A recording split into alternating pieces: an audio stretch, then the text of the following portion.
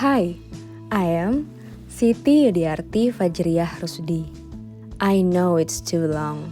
Just call me Iyud then. I am from Indonesia, a country that has always upheld its culture and respect for anyone we meet. I am very proud of that. Unfortunately, there is also a downside to it. The culture of respect, having to always listen and accepting whatever is asked or suggested, made me a less confident woman. I grew up very rarely expressing what's on my mind. Even when choosing my bachelor's degree major, I followed my parents' direction. Until finally I decided to join in many activities, such as volunteer activities, seminars, or even jobs that could help me learn to speak in public. This opportunity taught me many things that I wrote about when I applied to the Community College Initiative program. When I was selected to this program, I was thrilled. I will be going to America, my dream country, center of civilization, most people's standard of success.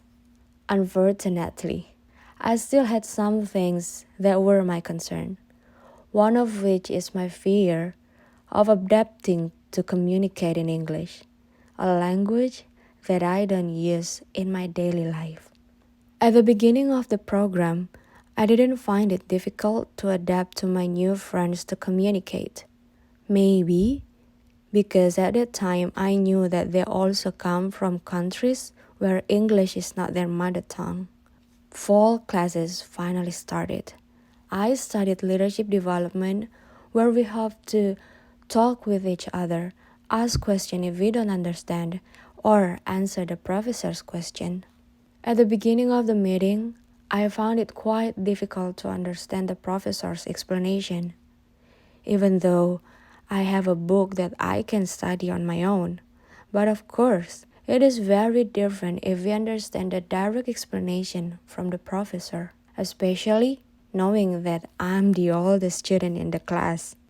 I had to find a way to fully participate in the classroom, not just come and sit quietly. I needed to be brave enough to talk to the professor about whether I can use my phone's voice recorder to record the lectures. I tried to ask at the beginning of the class before the material, "Professor, is it okay if I put my phone on your table to record your explanation? I am an international student. It's quite hard to understand the whole class without reviewing it at home." And she replies, "Yes, sure. I will also try to talk a bit slower and let me know if you have questions." I was glad. It turns out that all this time, it was only my fear and distrust that had made me feel slow to adapt and develop. Of course, I used that method for not even 2 months before I felt that I didn't need it anymore. After that moment, I became more active in the class. I asked a lot of questions about things I didn't understand.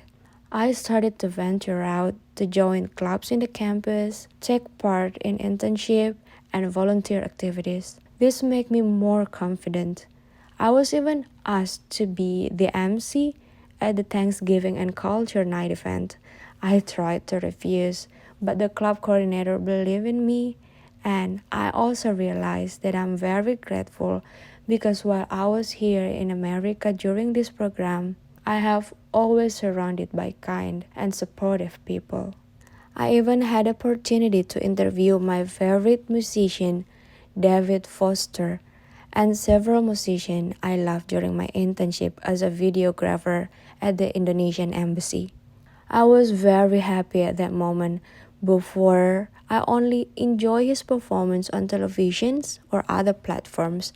I never dreamed of meeting him face to face, being in the same room, looking at each other, and chatting directly through this program. I learned many things about understand my own value.